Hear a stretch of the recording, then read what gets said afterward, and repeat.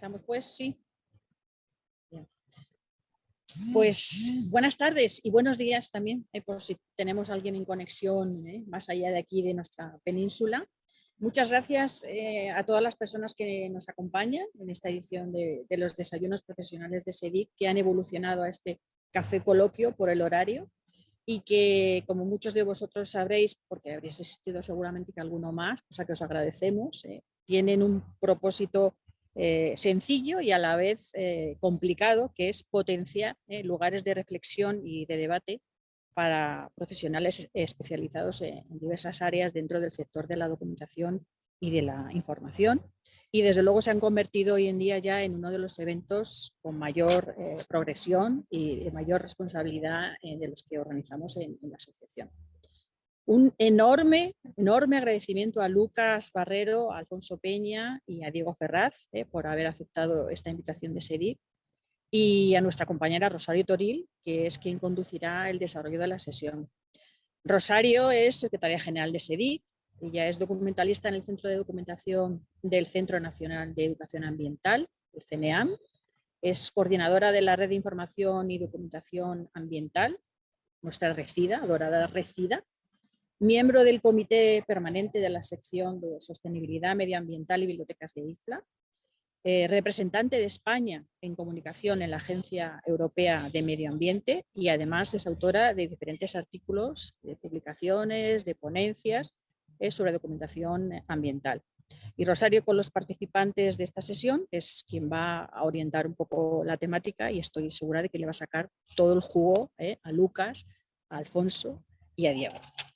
Esta propuesta es uno de los frutos, de los maravillosos frutos de la celebración de las 23ª Jornadas de Gestión de la Información que hicimos en el mes de abril en la Biblioteca Nacional, las jornadas de SEDIC sobre sostenibilidad y medio ambiente desde instituciones culturales.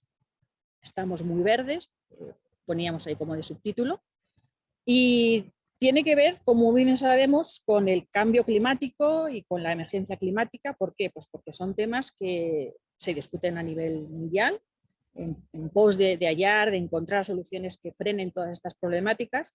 Y en SEDIC pensamos que la capacidad de comunicación de los activistas ambientales para educar y para movilizar a la comunidad en cuestiones medioambientales es clave.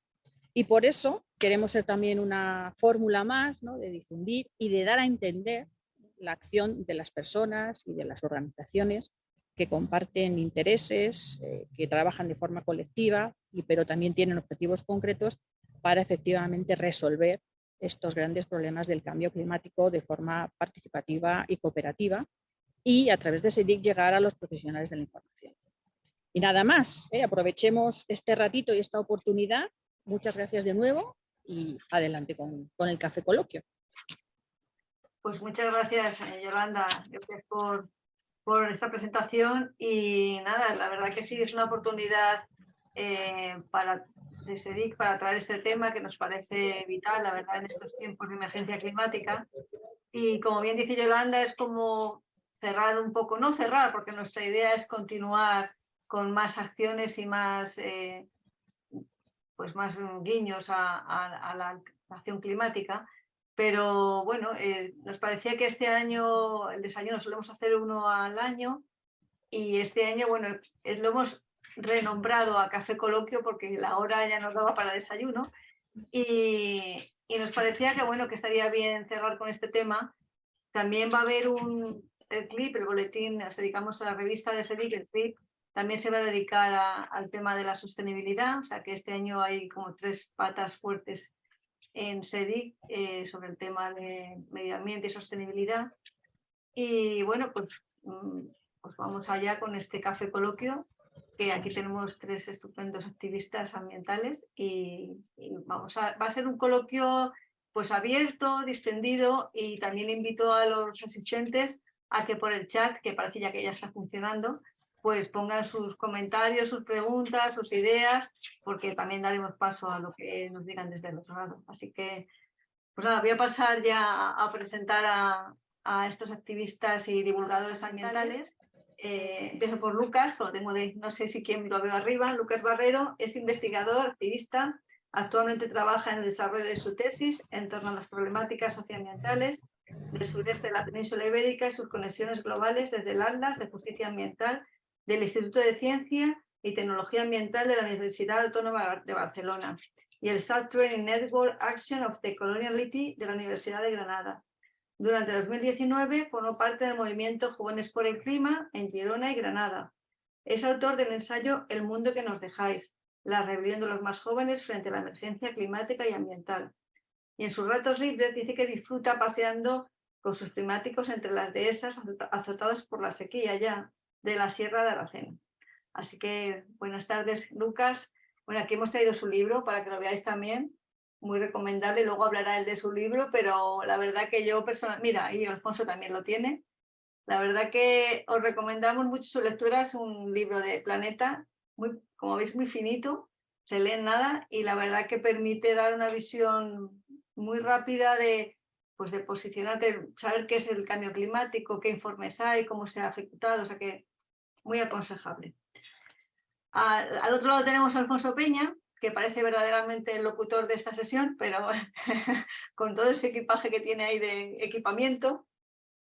Es jefe de Servicio de Información Ambiental y Sostenibilidad del Centro de Investigación de Medio Ambiente del Gobierno de Cantabria, donde se abordan cuestiones relacionadas pues, con información ambiental, educación ambiental, voluntariado ambiental, participación pública y sostenibilidad. Muy vinculada a las nuevas tecnologías, aplicada a la educación y el diseño de experiencias lúdicas, inmersivas educativas, en los últimos años ha liderado la puesta en marcha de distintas iniciativas innovadoras en educación ambiental, como en el canal de YouTube institucional del CDA, que es el Centro de Documentación y Recursos para la Educación Ambiental en Cantabria, o juegos de escape educativos en distintos formatos, juegos de escape clásicos, breakouts, rutas de escape, charlas de escape, juegos de escape virtuales, y también lleva a cabo una iniciativa personal en Twitch, que es En Plan Planeta, que también nos contará después porque muy entretenida, muy divertida. Que buenas tardes. Buenas tardes, Rosa, y a todos los asistentes. Muy bien. Y por último, pues tenemos a Diego Ferraz Castiñeiras, que es ambientólogo, oceanógrafo y divulgador, graduado en Ciencias Ambientales y máster en Oceanografía con especialización en Cambio Global. Ha trabajado como educador ambiental en Naturnova y como técnico de proyectos ambientales en la Fundación Biodiversidad. Desde 2020 inicia su proyecto de divulgación en donde bajo el nombre de EcoDiucu divulga sobre cambio climático y transición ecológica en diferentes redes sociales y medios como Climática. Es estupendo también. Muy buenas, ¿qué tal? ¿Cómo estáis? Buenas tardes, Diego. Bueno, pues vamos a empezar por ti, que ya hemos terminado contigo, vamos a empezar contigo. A ver, explícame eso de Codiuco, ¿por qué te has decidido con ese nombre? Que yo leyendo cosas sobre ti digo, pero ¿y este nombre de dónde lo has sacado? A ver. Pues el nombre empieza como un poco anécdota sin más, o sea, empecé muy poco a poco con la divulgación, empecé sin ningún tipo de nombre, ni marca personal, ni marca visual, ni nada, no, ni imagen corporativa, y tenía como Diuku para simplemente como nombre para juegos, cuando jugaba por internet, así, para no poner mi nombre real. De ahí, poco a poco, cuando empecé a divulgar, mis amigos me empezaron a llamar Eco Diuku por ponerle de forma irónica y de broma el prefijo eco a lo que es el nombre sin más. Y poco a poco, con la broma, lo cogí también, ¿no? Lo empecé a utilizar hasta que me di cuenta que más o menos tenía enganche. Sí que es cierto que es un poco complicado de recordar, de pronunciar las primeras veces, pero a nivel de SEO, es decir, a nivel de búsqueda y a nivel de saber quién soy, solo hay un Eco Diuku. O sea, no te puedes, quiere decir, nadie en el mundo tiene el mismo nombre que yo. Y si buscas en internet ese nombre, te salen todas mis redes sociales, te sale mi LinkedIn, te sale mi correo, te sale mi página web, te sale todo. Entonces también es una forma de tener un nombre complicado, pero único y llamativo. Yo pensaba que era un juego también, no pensaba que era tu nombre, pensé que iba en algún sitio, no sé, algo gallego, alguna No, toponimia no, o algo. para nada, para nada. O sea, no significa, Era más sencillo. no significa nada. Puede tener algún especie de significado, pero nada, no, sin más. Muy bien. A ver, nosotros desde SEDIC, pues como ya ha dicho Yolanda, creemos que las bibliotecas, los archivos y los museos deben ser pues, una pata activa en esto de la acción climática. Pero, a ver, ¿qué creéis vosotros qué es esto del activismo? Porque, ¿qué es el activismo? ¿Qué es para vosotros el activismo? Venga, Lucas, si quieres, empieza. Wow, qué pregunta, Rosario. No sé, quizás la palabra que se me ha venido a la mente sea compromiso. Y se me viene a la mente bastantes activistas que he conocido y, y que me han ido acompañando durante estos años, sobre todo desde que empezamos Fridays for Future y luego a lo largo de mi tesis, ¿no? Que estoy en contacto con varios activistas de forma más directa. Y te diría que es compromiso en varias esferas. Por un lado, la esfera ambiental, ¿no? Claramente, cuando hablamos de activismo ambiental, al final la esfera ambiental es una preocupación muy cercana, pero también compromiso con los compañeros, porque yo una cosa que descubrí o que a mí me enganchó al activismo en realidad fue esa hermandad que se creó a lo largo de esos viernes por el clima, ¿no? Cuando salíamos, nos poníamos los viernes, empezamos 5 amigos de la universidad, pero rápidamente, en el momento en el que lo difundimos, nos unió mucha gente que nunca nos pensábamos que fuera a preocuparse por el medio ambiente, ¿no? Y te diría también compromiso con otras esferas, compromiso con otras esferas y con otras luchas sociales, por ejemplo, feminismo, ¿no? De cómo se pueden entrelazar varios activismos y remar en una misma dirección. Yo te diría que compromiso para mí es el activismo. ¿Para ti, Alfonso? Sí, bueno, yo en realidad con el tema del activismo, a mí me gustaría pues, romper una lanza por el término de activismo, ¿no? Que yo creo que últimamente está un poco denostada. Y además, últimamente con los últimos acontecimientos relacionados de actualidad con actividad precisamente en museos, pues quizás haría falta darle una vuelta, ¿no? A mí me gusta mucho utilizar un poco el diccionario y soy un poco friki de estas cosas, ¿no? Y claro, yo busco activismo en el diccionario para ver un poco qué es lo que entendemos de forma colectiva como activismo, ¿no? Y la primera acepción dice que es la tendencia a comportarse de modo extremadamente dinámico. Que, o sea, no es... que no tiene nada que ver con lo que igual en el imaginario colectivo tenemos en la cabeza a lo que asociamos a un activista, ¿no? Y yo quiero gente activa, quiero gente dinámica, quiero gente que haga cosas. Entonces, por un lado, yo quiero poner en valor el papel del activista y que no se asocie solo a quizás eventos radicales o eventos extremos o poco habituales, ¿no? Yo creo que activistas deberíamos ser todos, ¿no? Que es un poco, bueno, ya hablaremos un poco si tenemos oportunidad después, ¿no? Pero yo reivindico el papel de activistas que podemos, e incluso me atrevo a decir que debemos tener todos, cada uno en el ámbito que nos toque, ¿no? Por lo tanto, el activismo para mí es gente que haga cosas, gente dinámica, gente que fluya. Que haga cosas para bien, ¿no, Alfonso? Claro. Sí, efectivamente. Porque si no es para bien, mejor que no se haga nada. Para bien que nos haga, efectivamente. ¿Y tú, Diego, cómo lo ves? Pues concuerdo un poco tanto con Lucas como Alfonso, realmente. Por un lado, me parece muy adecuado lo que dijo Lucas del tema de compromiso, ¿no? Al final es la dedicación a una causa, a un objetivo, bueno, a un objetivo tampoco, pero sí por una causa, que en este caso pues sería el referente a lo ambiental o a lo climático. Y obviamente esto coge un rango enorme de diferentes formas de activismo. Como decía Alfonso, pueden ser más a lo mejor radicales o activas, pero también pueden ser eso, cada quien puede ser y debería ser, como dice Alfonso, activista. O sea, puede haber activistas, ciberactivistas, ¿no? Que podrían ser desde las redes, a nivel divulgativo. Puede haber gente que sea a pie de calle de una forma quizá menos, que no te expongas tanto, aunque se pueda hacer, ¿no? A lo mejor en colectivos, pero sin que sea pues en manifestaciones, porque hay gente que le da pudor, lo que sea, y luego puede haber gente que se haga concentraciones, manifestaciones, acciones directas no violentas como las que estamos viendo ahora mismo, o otro tipo de acciones. Entonces, al final, eso, el activismo es algo que históricamente ha empujado y a priori ha ido a la vanguardia de la sociedad para impulsar esa transformación necesaria, eso, como decía Lucas, en diferentes aspectos, no solo el ambiental, sino que podemos coger cualquier otro tipo de activismo y que puede ser pues de muchas formas y cada vez con el tema de las redes se ve que puede ser activista dos formas de activismo totalmente opuestas, ¿no? Como yo desde un sillón o alguien desde la calle. Eso es cierto, la verdad que sí, que se pueden tomar muchas formas.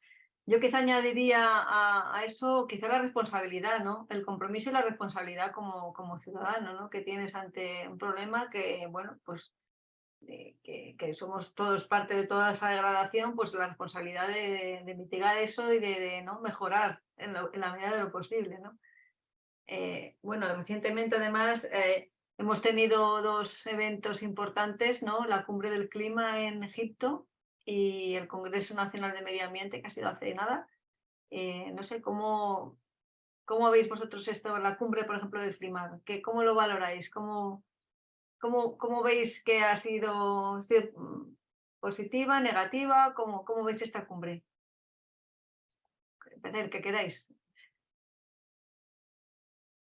Alfonso, que te veo con ganas. Bueno, lo que pasa con este tipo de eventos es la sensación un poco el día de la marmota, ¿no? Son eventos que son necesarios, pero al final parece como que siempre acaban igual, ¿no? Que no responden nunca a las expectativas, ¿no? Mira, yo en relación con esto, tenía por aquí preparado un tuit que puso hace tiempo, no sé si lo veis, si lo podéis poner en grande, pero bueno, si no lo leo. Es un tuit que puso Fernando Valladares hace tiempo, concretamente el 25 de septiembre del 2021, hablando de... Porque hoy en día está todo estudiado ya realmente. Y habla de la hipocresía organizada, ¿no? Y voy a leer un parrafito que dijo en su día Winston Churchill, hablando un poco de la posición de su país con respecto al auge del nazismo, ¿no? Y decía, el gobierno simplemente no puede decidirse, así que continúan en una extraña paradoja. Solo deciden seguir indecisos. Acuerdan seguir en desacuerdo, firmes en la deriva, sólidos en la fluidez y todos poderosos en la impotencia. Y así seguimos preparando más meses y años vitales para que la grandeza de Gran Bretaña se la coman las langostas. Y bueno, aquí termina diciendo Fernando Valladares que dice una frase que se aplica perfectamente a la mayoría de los gobiernos actuales ante la amenaza del cambio climático. Y es un poco lo que pasa, ¿no? Que sabemos científicamente, tenemos los conocimientos ya para saber lo que está pasando, para saber lo que hay que hacer y sin embargo, pues parece que no se toman las medidas ambiciosas que la ciencia está demandando, ¿no? Y luego aquí siempre está mucho la discusión de ¿por qué no se ponen de acuerdo? Esto, lo otro. Bueno, pues el concepto este de la hipocresía organizada lo puede explicar a nivel global, pero si descendemos un poco e intentamos hacer un ejercicio de empatía, imaginemos que estamos en una reunión de vecinos, con nuestros propios vecinos, y tenemos que ponernos de acuerdo. Imaginaos lo que sería llegar a acuerdos en nuestra comunidad de vecinos por consenso, que es como se toman las decisiones en las COP. Pues sería un poco complicado, ¿no?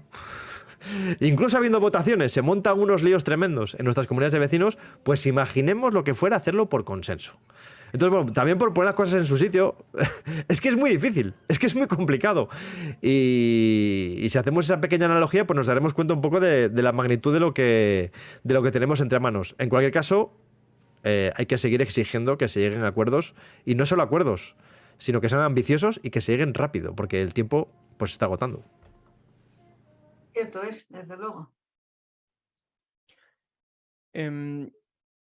Yo voy a decir que digamos que la opinión o la sensación que tengas del resultado de la COP depende de las expectativas que tuvieses al principio de ella. Porque para mucha gente a lo mejor es un auténtico fracaso. Para mí creo que esta lo es. Creo, tampoco estoy seguro porque varían dependiendo desde el punto de vista y de referencia que lo veas. Pero bueno, yo sabía que obviamente las COP son las COP. Las COP, porque si no lo sabes, la cumbre del clima en la que cada año se reúnen las 194 partes, que son 194 países de que conforman el Convenio Marco de las Naciones Unidas sobre Cambio Climático. Allí llegan acuerdos y claro, tú sí ves las declaraciones de los PDFs, ¿no?, que sacan al final. Es curioso porque justo lo que decía Alfonso de esos verbos que decía acuerdan, están en desacuerdo, no es que lo digan así, pero sí que los verbos que utilizan son muy no abstractos, pero lo lees y pone enfatiza hacer no sé qué, acuerdan hacer no sé cuándo, destacan esto y esto. Entonces son declaraciones que muchas veces quedan en papel mojado, por lo que decíamos, ¿no?, del tema de si son vinculantes, si no son vinculantes, son más bien hojas de ruta, ¿no?, o en la que señalan diferentes objetivos, y hay un problema para después llevarlo a cabo, porque luego hay objetivos nacionales, regionales, supranacionales, pero no a nivel mundial, como puede ser la Unión Europea, que tiene leyes y marcos y directivas que también afectan a los propios países. Entonces, bueno, en ese caso es complicado. Después está el tema de los lobbies, que siempre se comenta, ¿no?, que cómo es posible que estén tantos lobbies en la COP presentes, lobbies de combustibles fósiles hablamos en este caso, y es que, por ejemplo, este año hubo más personas con relación con empresas de combustibles fósiles, hablamos de más de 600, había más que el año pasado, que había casi 500. Y lo curioso es que el país del cual más personas con relación con combustibles fósiles había era Emiratos Árabes Unidos. Al mismo tiempo, Emiratos Árabes Unidos era la delegación, perdón, más grande que había. Y la gente se preguntará, ¿y por qué? Bueno, porque el año que viene se celebra en este país, en Emiratos Árabes Unidos. Por lo tanto, yo casi veo más importante la COP del año que viene, porque ahora cuando diga pequeñas cositas sobre los resultados, veremos por qué, que la de esta, ¿no? Porque recordemos que veníamos de la de COP del año pasado de Glasgow, en la que se acordaron algunas cosas y se dejó, como que siempre se va dejando, ¿no? Para el año que viene, para el año que viene. Y claro, mi lectura es, si ya este año se aumentaron los lobistas, que los lobistas obviamente dificultan las negociaciones, proponen soluciones no tan, no tan acertadas o que se pueden ser consideradas greenwashing, como en este caso desde el propio lobby de combustibles fósiles proponían el carbon removal, el secuestro de carbono para reducir emisiones, para quitar las emisiones de la atmósfera, cuando es una tecnología que a día de hoy no existe, o sea, igual en un futuro sí, ojalá exista, porque se necesita, pero a día de hoy no existe, ¿no? Entonces no se puede recurrir a ella. Entonces, como decía, los resultados, y de ahí después cada quien puede valorar si le merece la pena o no, fue la primera vez que sale en una declaración, o la primera vez, perdona, que se hace el fondo de daños y pérdidas. Daños y pérdidas, para quien no lo sepa, pues se podría ser considerada la tercera parte en cuanto hablamos de cambio climático. La primera sería, o a nivel de emisiones, consecuencias. La primera sería la mitigación de las emisiones, la reducción de emitir, o sea, emitir menos, ¿vale? La segunda sería adaptarse a lo que ya no podemos reducir porque ya está hecho, es decir, a consecuencias que estamos viendo a día de hoy, como pueden ser olas de calor, inundaciones, sequías, etcétera. Y la tercera sería daños y pérdidas, que sería financiar lo que ya no se puede recuperar, en este caso, por inundaciones, por tormentas extremas, etcétera, etcétera. Entonces, es la primera vez que se crea este fondo. Eso tiene una doble lectura realmente, porque el otro lado de la baraja, de la carta, es que este fondo está vacío. Es decir, este fondo no se sabe ni quién va a poner el dinero, ni cuánto dinero se va a poner, ni cuándo lo van a poner. Porque había otro fondo, que es el de financiación climática, que se dijo desde 2009 que tenían que poner un dinero y que no han puesto. Entonces veremos, porque supuestamente se tiene que acordar el año que viene. Y como digo, el año que viene se va a celebrar en Emiratos Árabes Unidos. Entonces, veremos a ver. Porque lo que es la gran victoria se dejó para el año que viene. Entonces, la COP de este año se tendrá que valorar el año que viene. Si el año que viene se cierra un acuerdo de daños y pérdidas con un dinero considerable, con una participación de diferentes países también aceptable, a lo mejor podemos considerar que esto no es un fracaso. Sí, porque también digo, pasa una cosa que por supuesto hay que destinar fondos ahí, ¿eh? Pero también el hecho de enfocarse sobre todo en daños, es decir, ya también un poco tirar la toalla, ¿no? En relación a la mitigación, porque la mitigación ha sido, digamos, la parte más afectada o lo que más he echado de menos, ¿no? en esta COP, porque si no se toman medidas en mitigación, en realmente una reducción, apostar por una reducción efectiva de los combustibles fósiles, al final es un patapum para arriba, ¿no? Es procrastinar una vez más en la toma de decisiones, ¿no? Que digo que está bien el tema del fondo de daños y pérdidas, pero claro, también yo entiendo que se puede interpretar también como decir, bueno, hemos tirado la toalla, si estamos echando el resto aquí, es que estamos dando por hecho ya que la mitigación no vamos a poder con ella, ¿no? No sé. Por añadir un poco Solo por matizar, ya dejo a Sí. Lucas que se exprese. O sea, Sí. realmente este fondo está orientado prácticamente 100% a países más vulnerables que ya han sufrido consecuencias. Es decir, los principales países emisores, ahí sí que tendrían que emitir, como dices, o sea, perdón, reducir las emisiones, y lo que pasa que no salió prácticamente nada. O sea, esto no va, o sea, este fondo no iría para España. O sea, este fondo no va ni para España, ni para la Unión Europea, ni para Norteamérica, ni para el norte de Asia. Bueno, para China es una de las polémicas que hay, no se sabría, pero para otros países sería. Yo para añadir ya, tengo que confesar que para mí las cumbres del clima desde Madrid son un poco como tú comentabas, Alfonso, del Día de la Marmota, pero aparte es un evento del que intento separarme. Entonces no puedo valorar muy bien los resultados, pero la verdad, no sé si Diego a ti te pasó que estabas en la cumbre de Madrid, pero y yo fue justo el sitio donde te conocí, Rosario, pero tengo que confesar que para mí han sido uno de los lugares donde yo más rabia, impotencia y tristeza he sentido a la misma vez, ¿no? Que hace 3 años fue, ¿no? O 4 años, con este impasse 19, del sí. COVID siempre, el 2019, justo estuve una semana en Madrid en la COP y fue sentirme como en un Fitur del clima, ¿no? Que leía el otro día en Climática que lo nombraban, de países como Emiratos Árabes Unidos o India, con pantallas LED gigantes, bastante contaminantes, me regalaron pendrive, me regalaron bolis, eh, todo esto en la zona de las negociaciones. Y luego, justo a la semana siguiente, justo cuando se estaban alargando las negociaciones y ya yo me había marchado, fui a Doñana. Doñana, un espacio natural protegido que me habían vendido desde pequeño. Yo siendo de Huelva, me lo habían vendido como el pulmón verde de Andalucía, como un sitio maravilloso, lleno de biodiversidad. Y lo que me sorprendió, y creo que sería una etapa bastante parecida a lo que encontraríamos hoy, es encontrar un territorio totalmente esquilmado, ¿no?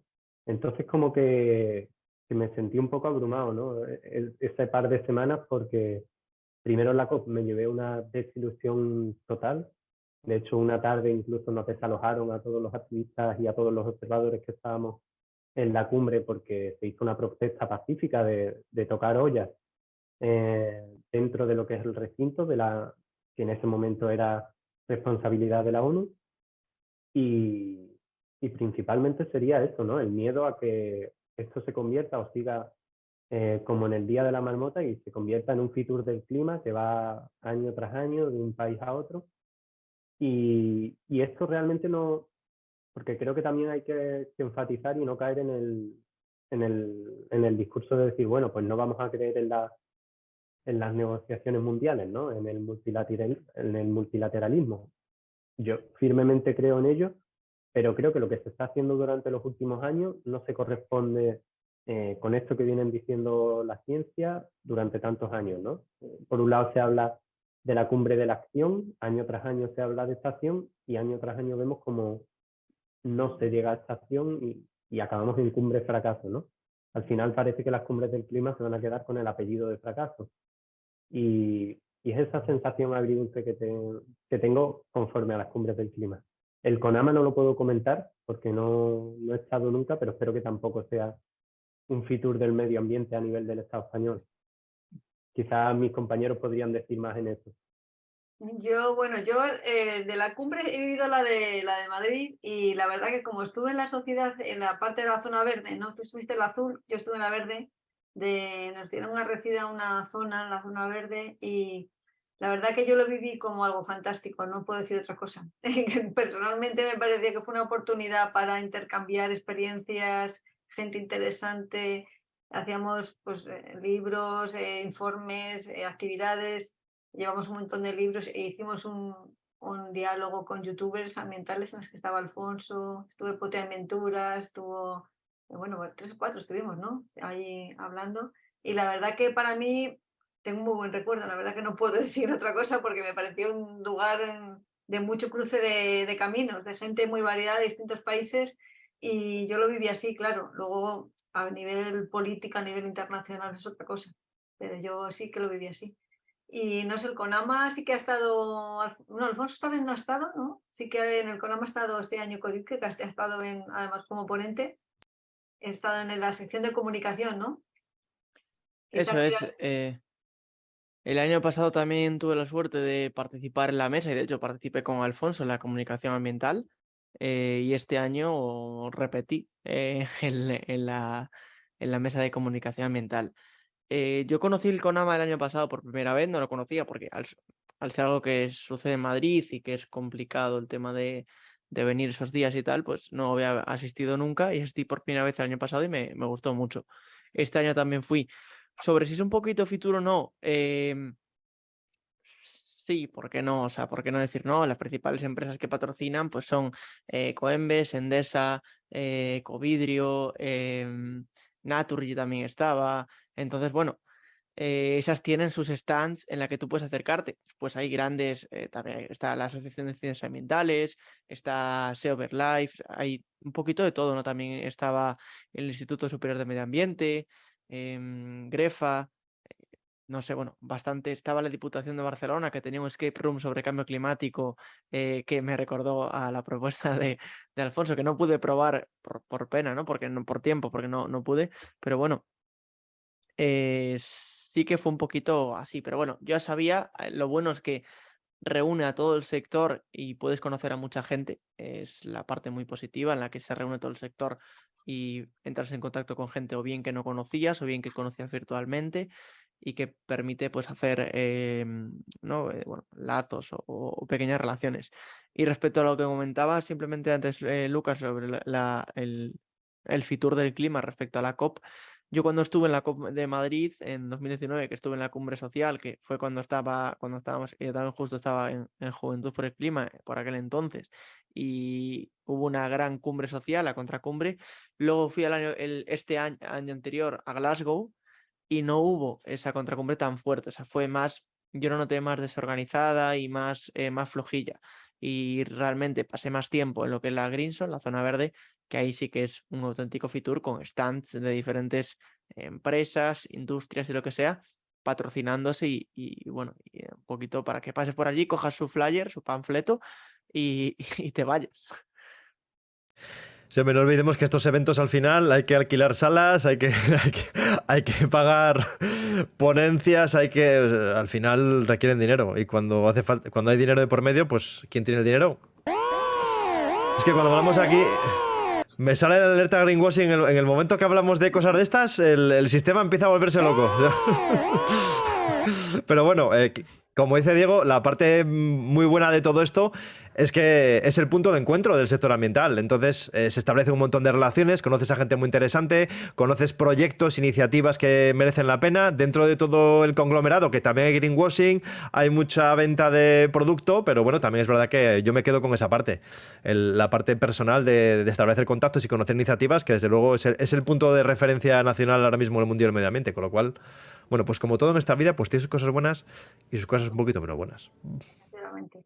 ¿Y cómo veis, por ejemplo, las acciones que ha habido de Just Stop Oil en los museos que han ido pues manchando cuadros y tal? Bueno, manchando, tirando pintura y demás, porque he visto que en el ICOM, digamos, la Internacional de los Museos, han hecho una declaración. La verdad que no, se posicionan, pero no se posicionan, o sea, que dan la razón a ambas partes, como diciendo, bueno, nos parece que estamos en la emergencia climática y tal, pero que, bueno, que también como que es un poco, pues, para los museos un poco peligroso, no peligroso, pero bueno, que para los que están vigilando su trabajo, en fin, hacen ahí una declaración un poco bastante, yo creo que, no sé, como bastante elegante, porque no quieren meterse en ningún sitio, ¿no? ¿A vosotros qué os parece esta forma de activismo en los museos? ¿Estáis de acuerdo? ¿Os parece una buena acción? ¿A quién quiere romper el hielo? Porque bueno, Dale, estamos Diego, hablando de SEDIC, que en SEDIC incluimos los museos, archivos y... A ver, Venga. a mí no me importa dar mi opinión porque de hecho fue cambiando y sigue siendo cambiante porque no tengo claro muy bien cuál es, ¿no? La vara de medir que tenemos que poner. También porque intento ser escéptico y crítico conmigo mismo e ir pues actualizándome, ¿no? Y ir repensando todo. Claro, yo en un primer momento, cuando ocurrió la primera vez, o sea, al segundo dije, ¿qué está haciendo esta gente? Se le caen las manos muchísimo. Pero bueno, luego lo fui asentando, lo fui pensando y al fin y al cabo me di cuenta de que tampoco fue para tanto. O sea, luego, independientemente de que estés a favor, de que yo esté a favor o en contra, o sea, me parece que la reacción fue más exagerada de lo ocurrido. Porque sí que es cierto que en un primer instante, en todas las acciones, parecía, ¿no? que le habían prendido fuego o algo. Entonces, claro, realmente, si nos vamos a lo más técnico y puro, realmente a nada le pasó nada. Es decir, ningún cuadro ha salido herido de las acciones. Otra cosa es que insisto, obviamente lo comentaba, parece que es mentira que lo tengo que comentar cada vez, pero obviamente se está en contra de vandalizar el arte, cualquier tipo de patrimonio, ¿no? Sea arquitectónico, artístico o el que sea, ¿no? O cultural. Entonces, claro, en un primer instante yo sé que puede generar muchísimo rechazo porque de primeras tú no sabes en qué momento a alguien se le ocurrió que para protestar con el cambio climático tú tienes que tirarle una sopa de tomate o puré o lo que sea a un cuadro porque no sabes la conexión, pero al mismo tiempo te paras a pensar, vale, primero, ¿qué querían conseguir? Querían conseguir que se le escuchase o que entendiesen el mensaje, porque es verdad que esa acción en sí no tiene una narrativa, es decir, no hay una narrativa construida en la cual se vea el objeto, digamos que el objeto en sí de la acción no se corresponde con la narrativa que es el cambio climático. Pero ahora bien, ¿y si solo era intentar hacerse ver, ¿no? O llamar la atención? Porque hay que recordar que se llevan haciendo muchísimas acciones en muchas otras cosas, como la gente estaba diciendo que son las correctas o las buenas, que es pues protestar. Decían, vete a una gasolinera o una petrolera, vete a Repsol, vete a no sé dónde. Y yo le decía a la gente, ya, pero es que ya lo están haciendo. O sea, se lleva haciendo muchísimo tiempo.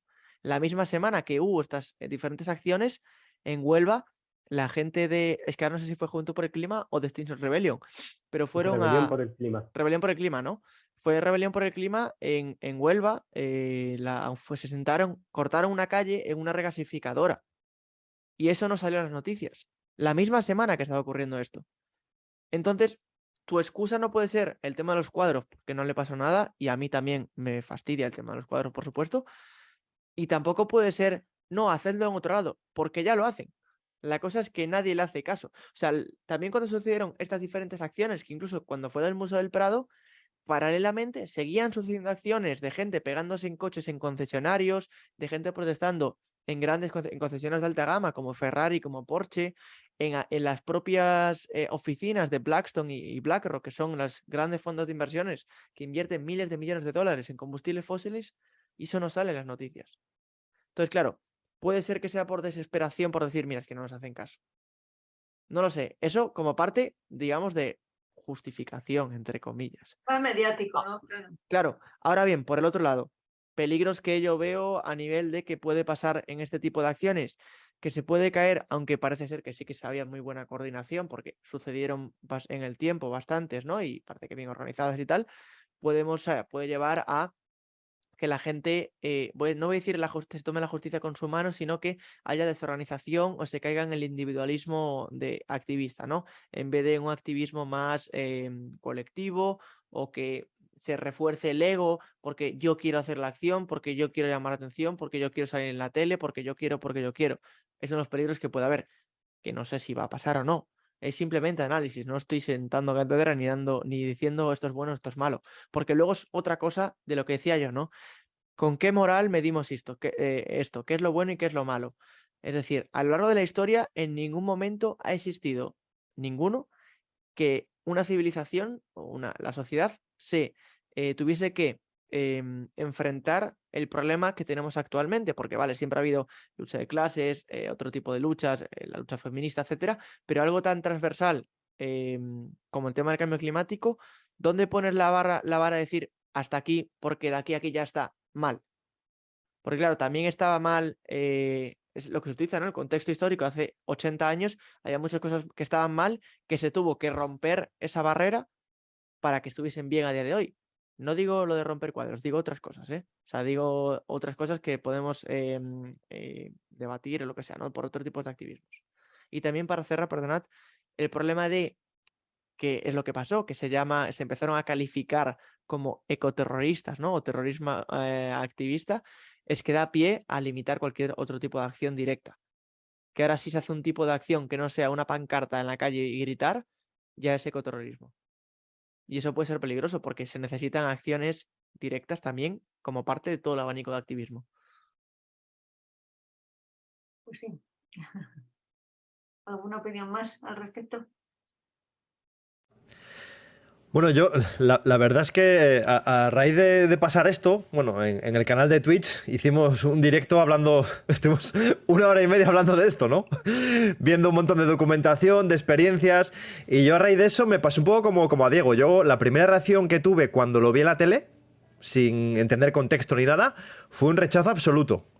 Bien es verdad que no me manifesté en redes ni nada, ¿eh? Porque antes de tener una opinión quise, digamos, analizar el contexto. Luego ya empecé a investigar un poco, escuché a las personas que hicieron el acto y a raíz de eso, pues yo me hice una especie como de baremo. O sea, ¿qué preguntas me hago yo a mí mismo para saber si estoy o no de acuerdo con una actividad de estas, ¿no? Entonces yo, bueno, pues voy a compartir con vosotros ahora las preguntas que yo me hago, ¿no? Lo primero, ¿la causa que defienden es justa? ¿O no? Porque, bueno, como sabemos que hay gente para todo y que... Entonces, bueno, en este caso, el cambio climático, bueno, pues sí, la defensa del cambio, de tomar medidas es justa. Vale, bien, vamos bien. Otra pregunta es, ¿cuánto daño producen al patrimonio o a terceras personas? En este caso, bueno, pues evidentemente ha habido un daño. No podemos... la gente que quiere ir a un museo y la han cerrado esa sala ese día, pues se va a quedar... Ha pagado su entrada y se va a quedar sin ver el cuadro. O a pesar de que realmente no ha habido daño, bueno, ha habido un daño en el marco y luego el cuadro va a tener que ir a la sala de restauración un tiempo para ver si ha habido daños o no. O sea, el daño es mínimo, pero hay un pequeño daño, sí que hay consecuencias. Entonces, aquí la pregunta que me hago es intensidad del daño. Es decir, ¿es asumible ese daño o no es asumible? Lo digo porque entonces en este caso, yo después de analizar todo, pues sí, a mí también, pues ya vamos dos preguntas, dos positivas. Luego, una tercera. ¿Es mayor el daño que produce de lo que pretende conseguir? Y aquí ponía yo el ejemplo extremo, ¿no? De que imaginemos que queremos defender un árbol mítico y para ello hacemos una quema de unos arbustos a 10 metros y quemamos 40 metros cuadrados de vegetación, ¿no? Por decir algo, ¿no? Es un caso extremo y absurdo, pero bueno.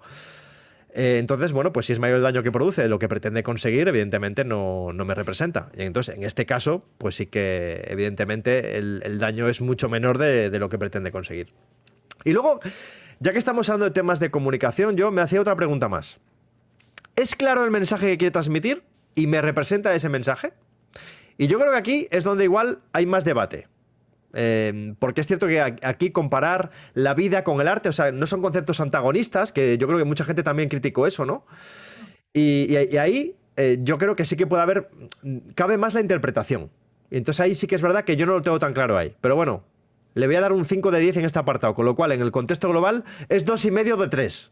Con lo cual mi conclusión es que sí me representa. Yo, bueno, aquí os voy a poner aquí, le voy a hacer un poco de spam ya que estamos, os voy a poner aquí en el chat el enlace del directo en el que hablamos de todo esto durante largo y tendido y analizamos un poco más en detalle todo esto, ¿no?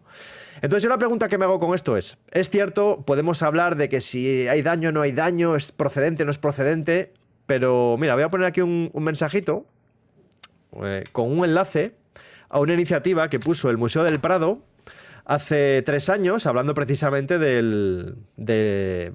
una campaña para concienciar sobre el cambio climático, y lo que hacían era pues rehacer una serie de cuadros míticos, pero introduciendo pues componentes relacionados con eventos meteorológicos extremos, por ejemplo. Claro, me gustaría saber cuánta gente normal de España tiene en la cabeza esto que pasó hace 3 años en el Museo del Prado.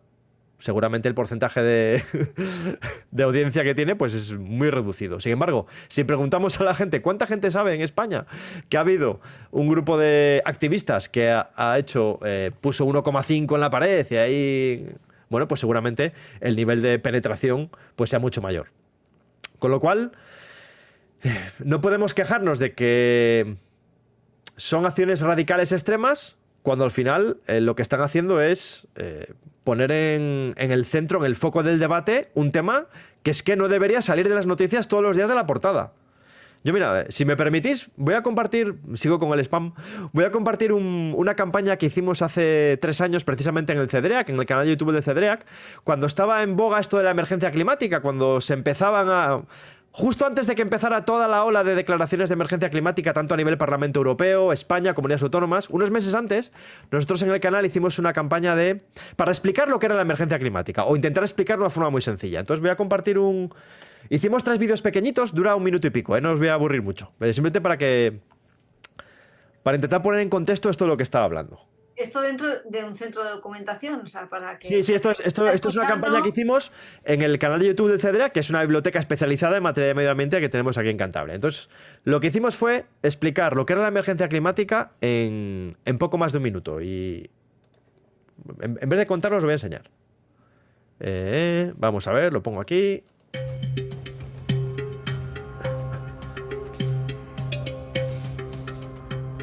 Perdone, señora, ¿quiere entrar en su casa? Sí, claro. Pues le informo que si entra, corre usted un gran riesgo. ¿De qué? Hay un informe hecho por el Comité de Urbanismo del Ayuntamiento y por un equipo formado por los mejores ingenieros y arquitectos del mundo que dicen que hay un 95% de posibilidades de que el edificio se derrumbe. ¿Qué dice? Tal cual.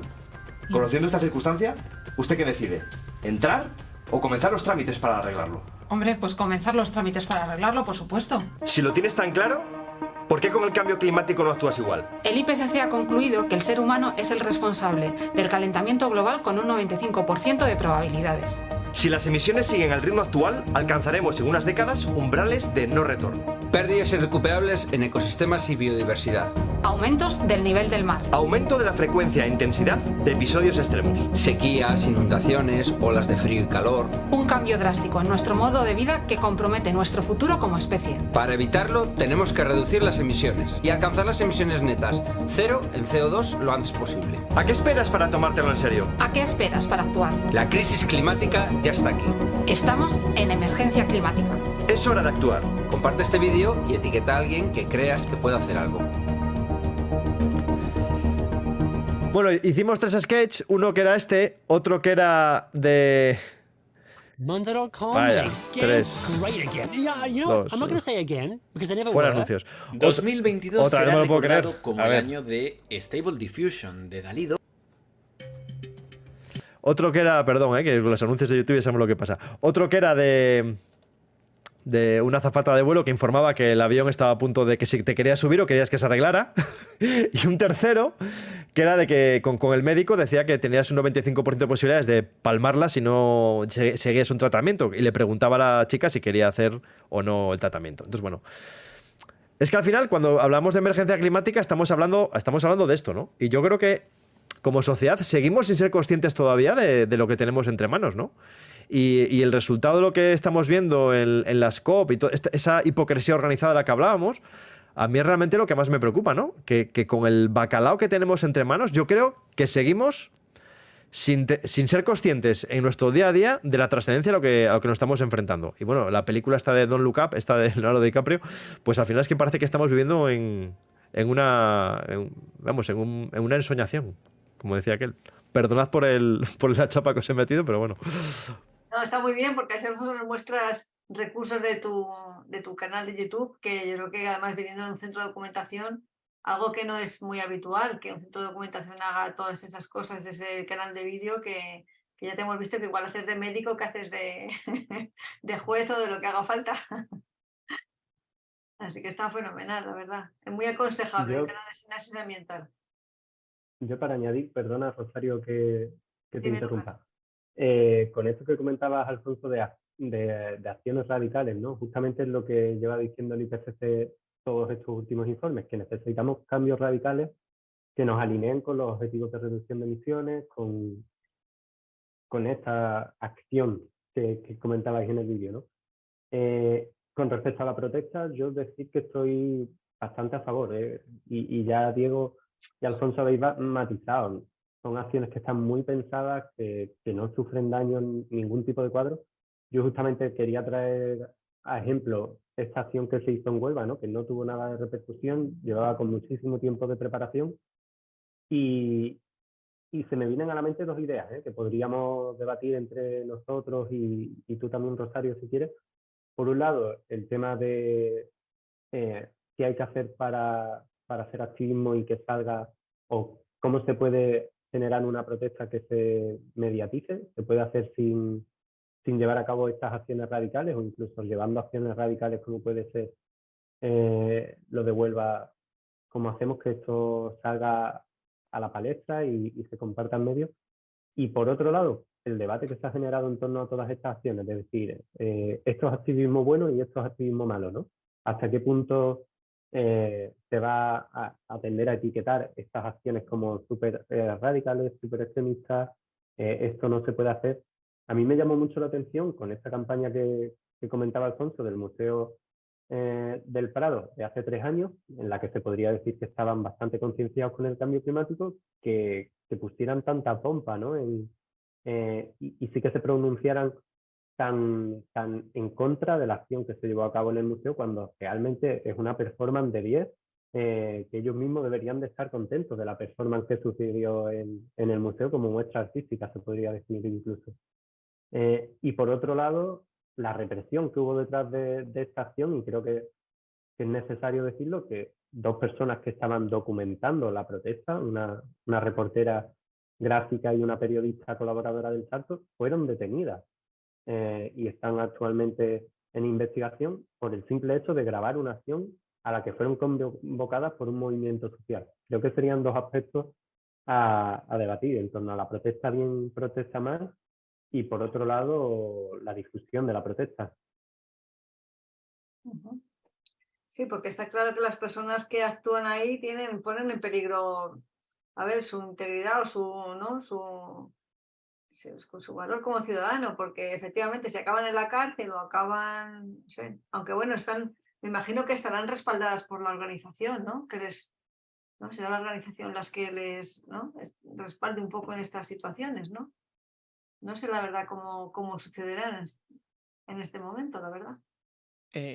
O sea, las organizaciones, si están bien hechas, suele haber un equipo legal detrás, suele haber una persona encargada de la parte legal en la que saben perfectamente a lo que se exponen y a lo que no. O sea, a priori deberían estar bien informadas, insisto, si todo está bien hecho, de lo que se supone o no. Y esas personas deberían tener ya un número de la persona encargada de la parte legal para cuando sean arrestadas, porque obviamente van a ser arrestadas porque no pueden escapar de allí, se pongan en contacto, digamos, llamen a esa persona para que le haga la defensa. Es por eso que es por eso que tiraron tomate donde había un cristal y se pegaron donde no había cristal, porque si lo llegan a hacer al revés, igual las penas hubiesen sido mayores. Claro. Bueno, y luego penas, además, o sea, no tienen penas. creo que además también es importante ir con la espalda cubierta porque, claro, luego puede haber sanciones económicas que, claro, que el lío que te puedes meter, o sea, hay que ir bien asesorado, como dice Diego, porque si no te puedes meter en un problema personal serio importante que te puede condicionar para unos cuantos años, ¿no? Así que la verdad que son valientes, porque no cualquiera se pone ahí a hacer ese tipo de acciones, o sea que es verdad. No, valientes son un rato, vamos. Yo, de hecho, yo lo comentaba cuando comentamos esto en el directo, ¿no? Que yo no me atrevería a esto, pero vamos, que me aplauso a la gente que es capaz de defender esta causa con este tipo de acciones que no producen un daño tan grande y sin embargo tienen tanta trascendencia para hablar del tema. He compartido en el chat, no sé si lo habéis visto. Sí. Es que parece que lo ponías a panelistas, se han tenido que ponerlo cuando has puesto los... Vamos a ver. Ponerlo para todos, porque Sí, anfitriones y panelistas. Vamos a ver. Todos. Ahí estamos.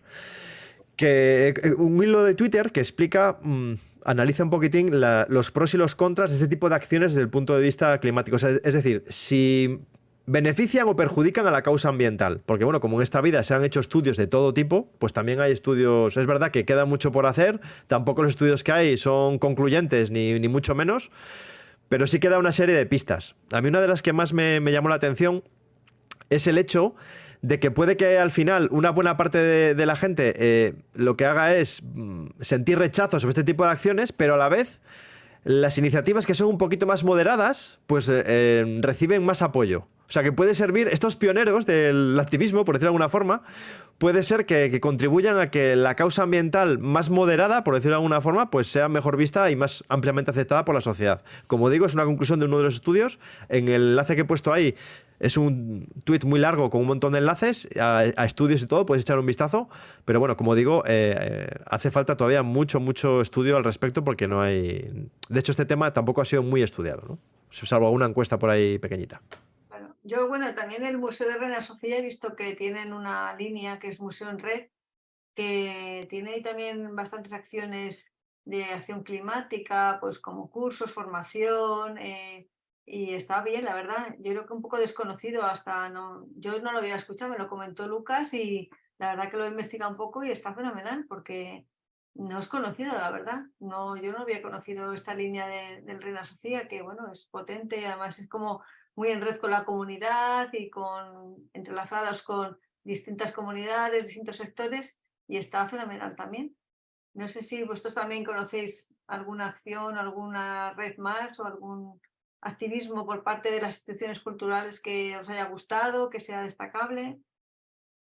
Yo conocí a este de Museo en Red por eso lo compartí, porque justamente lo conocí a través de Jornaleras en Lucha, que es un colectivo de mujeres que trabajan sobre el terreno en la provincia de Huelva, sobre todo asesorando laboralmente y denunciando las injusticias que suceden en el campo onubense, sobre todo ligado al cultivo de frutos rojos. Y habían hecho hace un par de años, o si no me equivoco, hace un año, la expedición feminista en la que vinieron diferentes realizadoras, se grabaron vídeos, audios, y luego eso ha servido para generar charlas, debates dentro del Museo Reina Sofía, para generar espacios de encuentro, pero también conozco otras iniciativas de Museo en Red en la que trabajan con la gente del barrio, ¿no? Con la gente, e intentar acercar a Madrid la institución más allá del simple edificio y de los simples cuadros y esculturas que están expuestas allí, ¿no?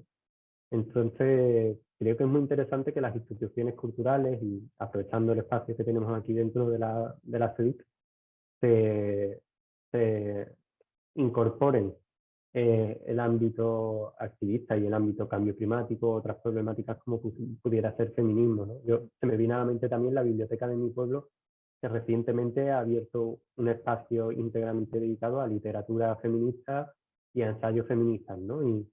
Y cómo se pueden generar estos espacios de crítica dentro de las instituciones culturales, en este caso.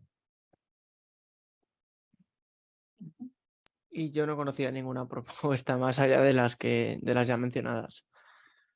Así que bueno, pero muy interesantes. Os voy a compartir aquí un enlace, también el chat, que bueno, lo que específicamente manda enlaces a museos especializados en cambio climático en todo el mundo. Lo digo porque pueden ser una buena referencia a la hora de buscar pues iniciativas, cursos, acciones formativas, exposiciones.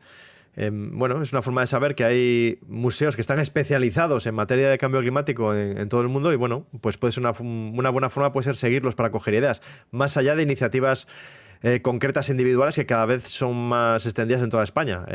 No solo museos habituales, sino también universidades, centros públicos. Cada vez yo creo que se está tomando más conciencia y cada vez más iniciativas, en este caso quizá más puntuales.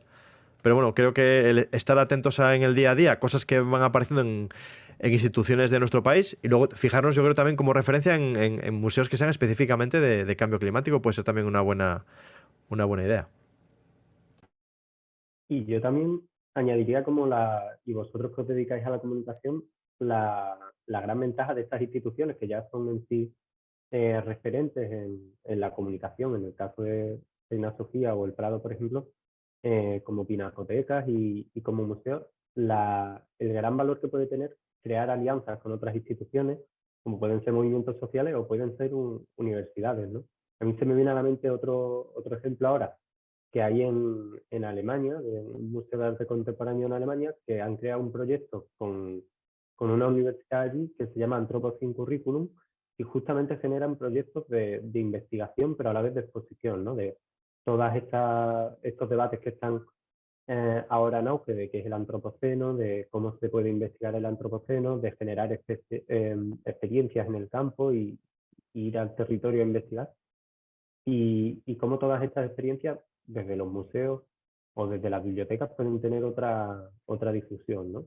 Y enlazándolo con lo que comentaba antes Diego, de todas las acciones del activismo muchas veces, cuanto más diverso sea el activismo, mejor, más canales de difusión podemos encontrar, pues en este caso sería un poco lo mismo, ¿no? Sí, a nivel de España también tenemos el Centro de Arte y Naturaleza de Huesca, que también pues desde el arte es un activismo también, porque es una forma de llegar por las emociones, por el arte a la gente, también es una forma de comunicar que me pareció muy interesante también.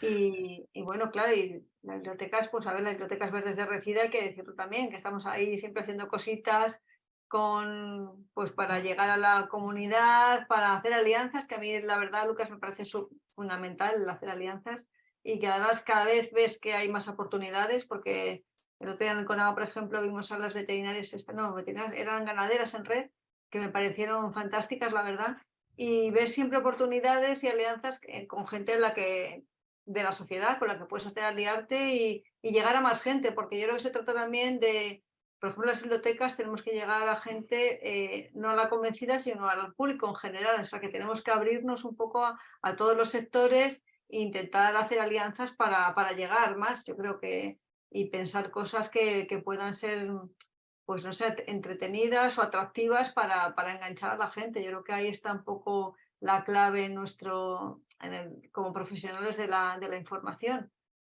Bueno, Alfonso puede hablar bien que él tiene, digamos, las dos facetas como profesional de la información y como divulgador también ambiental, ¿no? Sí, quería compartir una experiencia que creo que puede ser interesante a profesionales de bibliotecas y centros de documentación en relación con el arte precisamente. Voy a compartir aquí la... No sé si conocéis el Centro Botín, que es un centro que se ha inaugurado hace relativamente poco en Santander, que es un centro de arte contemporáneo.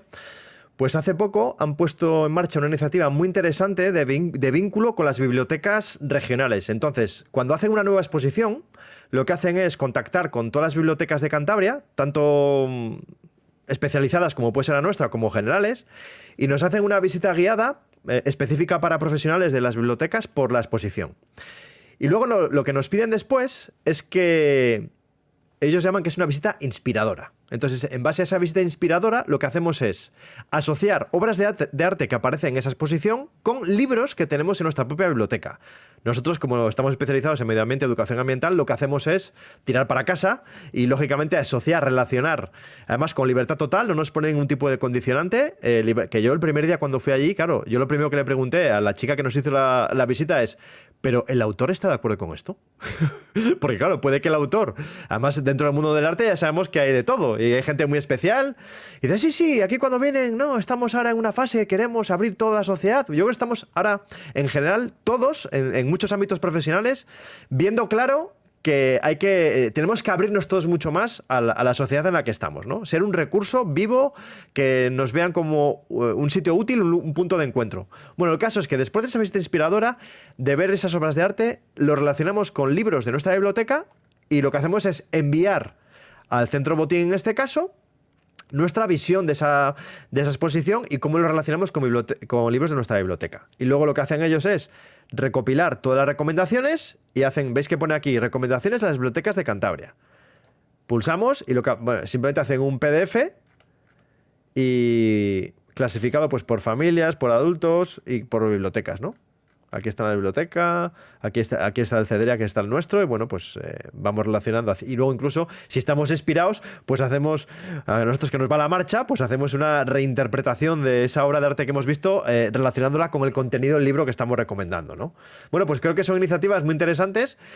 Y luego esto ha servido para que el propio Centro Botín tenga un punto de lectura. Van a iniciar la instalación de una biblioteca. Varios días a la semana lo que hacen es abrir un jardincillo que tienen allí, dejar los libros y que la gente pueda leer utilizando el espacio común que tienen allí. Bueno, pues es una forma de ofrecer un nuevo servicio a los visitantes del museo y contando con las bibliotecas de la región. Creo que es una iniciativa muy interesante y bueno, que si a alguien le puede servir como idea para colaborar con algún centro de arte que tenga cerca de su ámbito de trabajo, pues puede ser interesante. La verdad es que nosotros estamos muy contentos con esto. Llevamos ya 4 exposiciones y vamos deseando que llegue la siguiente. Cada 2 o 3 meses hacemos una y la verdad es que lo pasamos muy bien y creemos que es una forma de llegar a gente que de otra forma no llegarías. Entonces, para profesionales de la documentación, pues puede ser muy, muy atractivo proyectos como este. Es una idea, aliarse con el arte que tienes alrededor, ¿no? Diego, cuéntanos de tu canal, los profesionales de la documentación, información, ¿qué podemos usar de ahí para... A ver, yo realmente es un poco al revés. Yo suelo utilizar más de los archivos y documentos. A ver, en mi canal muy bien lo que también, hago... que los uses. Eso está también muy bien, que los uses.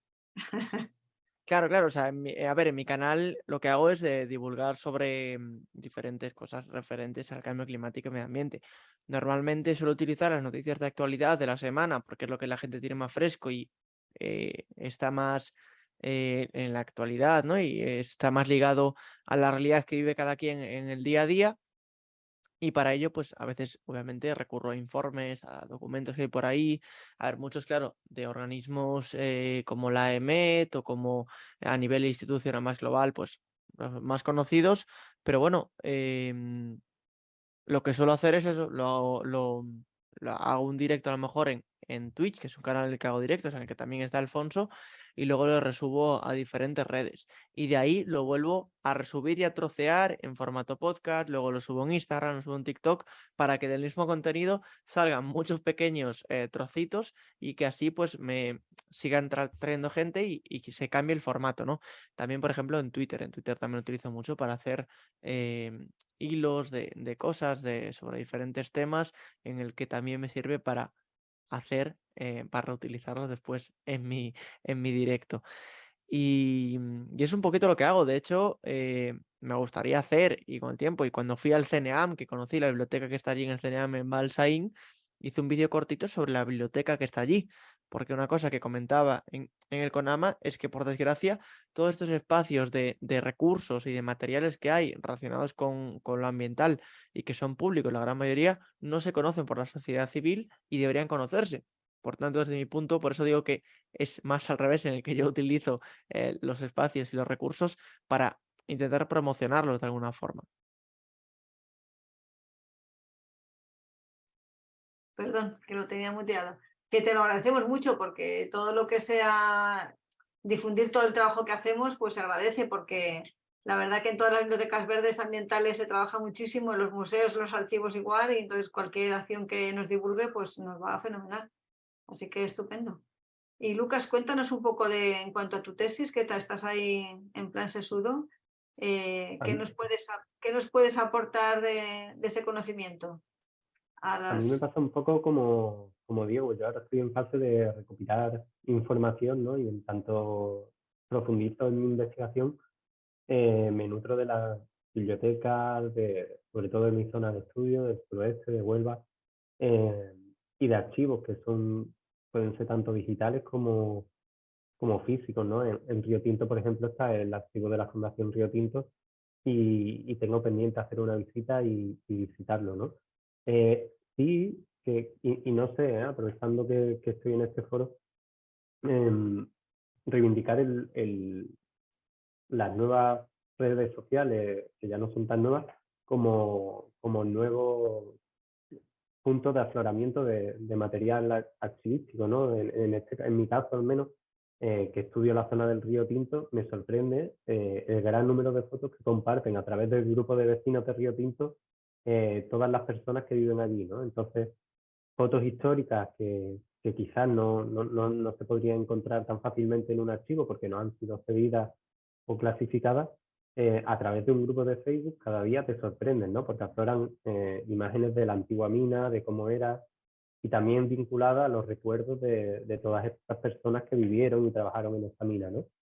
Entonces, creo que es un campo nuevo a explorar y que a mí personalmente me ha sorprendido mucho, ¿no? Ver cómo la gente saca a la luz estas fotos y cómo se habla de ese territorio y de estos sentimientos de ese territorio a través de redes sociales, como es en este caso el Facebook. Quizá la facilidad que da, ¿no? el comunicarlo, ¿no? Y al final, pues en este mundo de Internet, cualquier persona puede ser editora o productora de información, entonces resulta a lo mejor más fácil eso que llevarla a un archivo. Bueno, no se te ocurre a lo mejor, y fíjate, tienes ahí un gran banco de información y de datos, ¿no?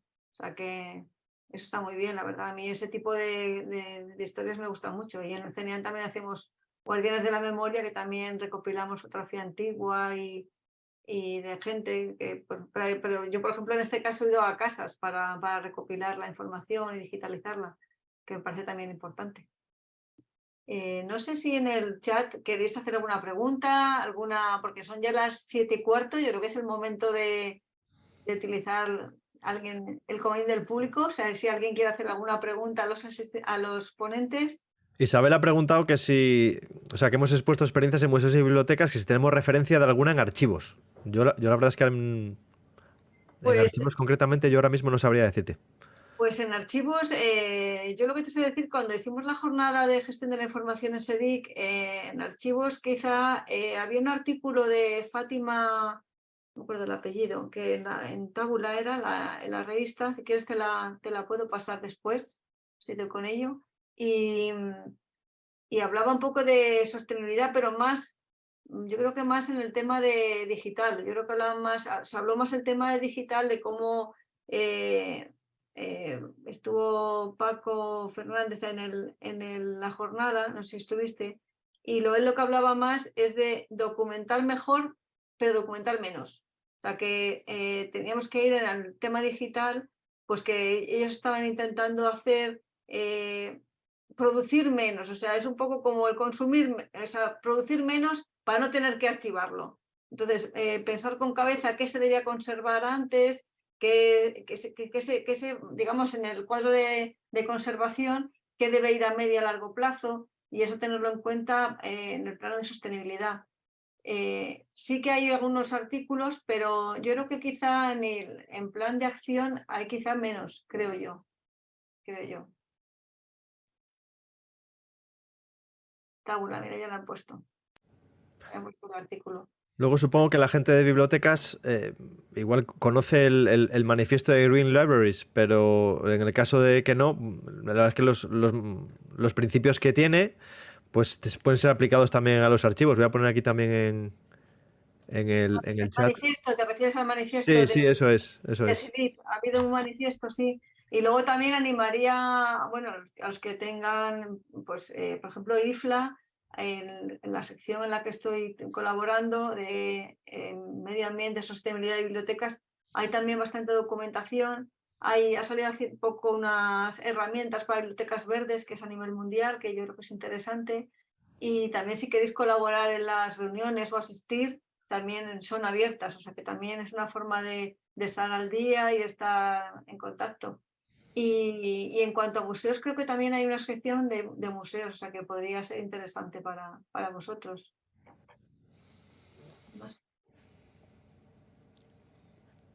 Yo le he copiado a Isabel y le agradezco también la recomendación para hablar con el archivero de la Fundación Río Tinto, que dentro de este proyecto de Anthropocene Curriculum, ligado a un proyecto que hicieron en torno al río Mississippi, hicieron bastante tema de todo el archivo que había del río, cómo eso ha representado también los cambios ecológicos que han sucedido en ese ecosistema, ¿no? en ese río.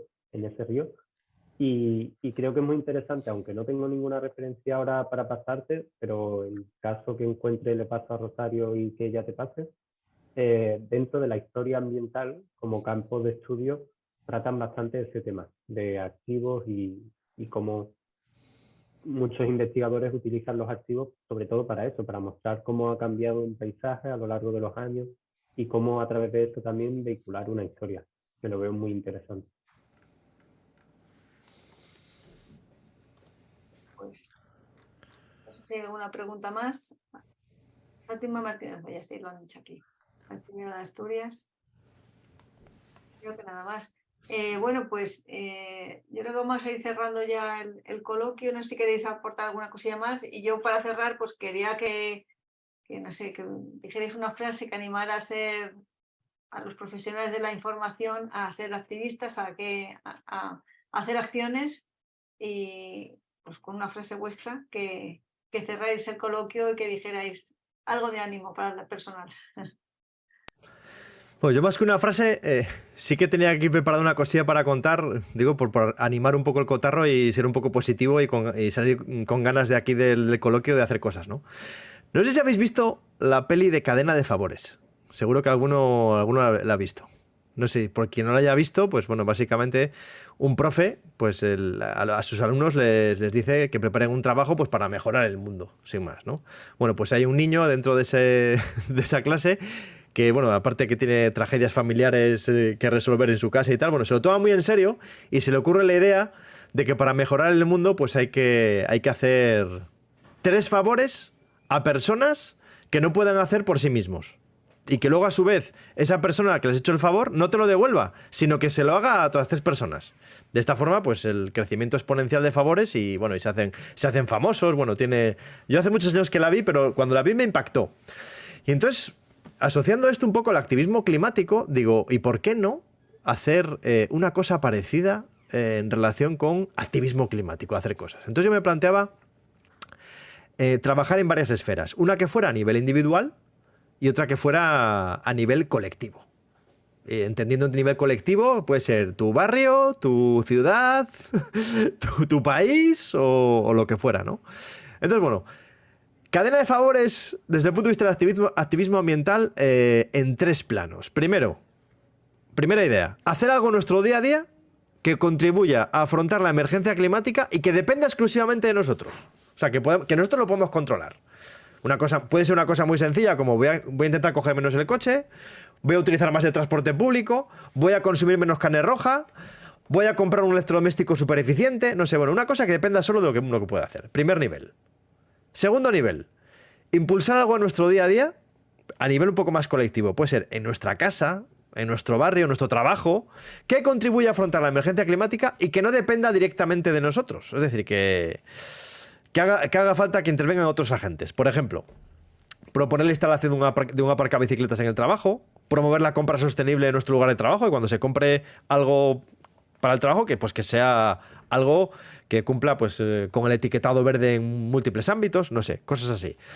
Pedir al supermercado lo que vamos a comprar habitualmente, que cuando vemos un producto que esté sobreempaquetado, pedir cita al encargado y decirle, oiga, esto no me parece bien y tal, bueno. Que pueden parecer cosas que son como que no sirven para nada, pero bueno, sí que acaba calando. Si nos lo callamos todo, bueno, en fin. Segundo nivel, cosas que no dependan de nosotros. Y tercer nivel, participar en una acción colectiva que contribuya a frenar la emergencia climática y que haya sido organizada por alguna otra persona que tenga inquietudes.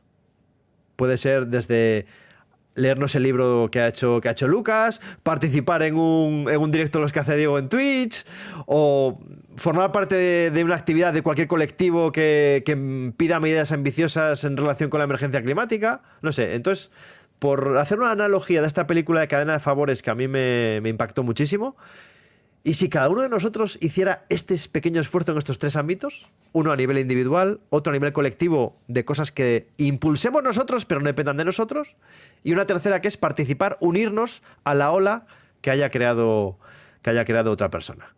No sé, ahí lo dejo. Bueno, no es mala cosa, la verdad. Son 3 ámbitos para actuar. Lucas. Pues yo, rescatando mi idea antes de la COP y aprovechando a las personas que están aquí desde sus diferentes ámbitos, diría que para mí de las cosas más bonitas que me pasaron en la COP, si no la más bonita, fue conocer el trabajo de Resida y agradecer la invitación que me hiciste en ese momento, Rosario, de poder difundir el trabajo, porque cuando yo vi allí, vi la cantidad de libros que estabais exponiendo, vi el curro que teníais y cómo la gente se estaba acercando, pensé, wow, pedazos de bibliotecas que hacen esto y cómo difunden, en este caso, desde su ámbito, el activismo medioambiental y el tema medioambiental. Entonces yo haría un llamamiento a que cada persona que está aquí o esté viendo este vídeo, desde su ámbito, archivero, biblioteca, museos o cualquier otra cosa, intente aportar algo a estas problemáticas de medio ambiente o otras problemáticas sociales, ¿no? Creo que se puede hacer mucho y se puede llegar a muchas personas desde estos espacios que ocupamos cada uno. Muchas gracias, Lucas. Pues Diego. Por acabar e intentar añadir algo más, creo que, como decía antes, el tema de intentar no dar voz, pero sí intentar crear sinergias o colaboraciones, porque pasa una cosa. Por un lado hay mucha gente haciendo cosas a nivel individual o colectivo que no se acaban de conocer y hay mucho potencial ahí que solo hace falta que les dé un pequeño empujón. ¿A qué me refiero? Por ejemplo, pues si hay un potencial enorme en los diferentes archivos o bibliotecas a nivel de material divulgativo o ambiental, pues darle un empujón a que alguien que trabaje en el ámbito pues lo promocione, colabore, le dé lo que sea, ¿no? Lo facilite. O bien ya en contacto con pues escolares, con institutos, con instituciones que se dedican a la enseñanza para facilitar ese material de alguna forma. Entonces yo iría más orientado, por completar un poco la recomendación de tanto Lucas como Alfonso, de decir eso, ¿no? Intentar crear esas sinergias o colaboraciones y viceversa. Venía diciendo que, por ejemplo, las acciones que todo el mundo defendía, por ejemplo, a nivel de activismo, nadie las conocía porque nadie las publicitaba. Pues darle espacio o darle voz o darle lo que sea, ¿no? a este tipo de acciones para que la gente también los conozca. No es necesario si no se quiere, a lo mejor.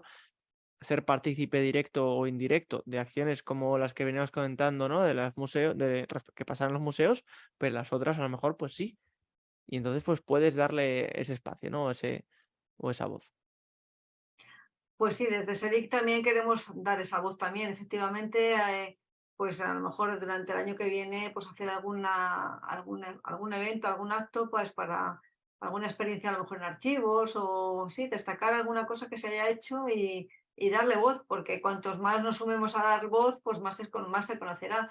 Y también es inspirador para otros centros, porque a lo mejor no se te ha ocurrido que con pocos medios o con ninguno puedes hacer un montón de cosas. Mira, Alfonso, por ejemplo, en su centro lo hacen todos ellos, o sea que a veces es muchas veces las personas, las ganas que tengas y la creatividad que le pongas al asunto, pues puedes hacer más cosas, no hace falta a veces tanto presupuesto, sino más bien las ganas y el tiempo, ¿no? El tiempo que le dediques, ¿no?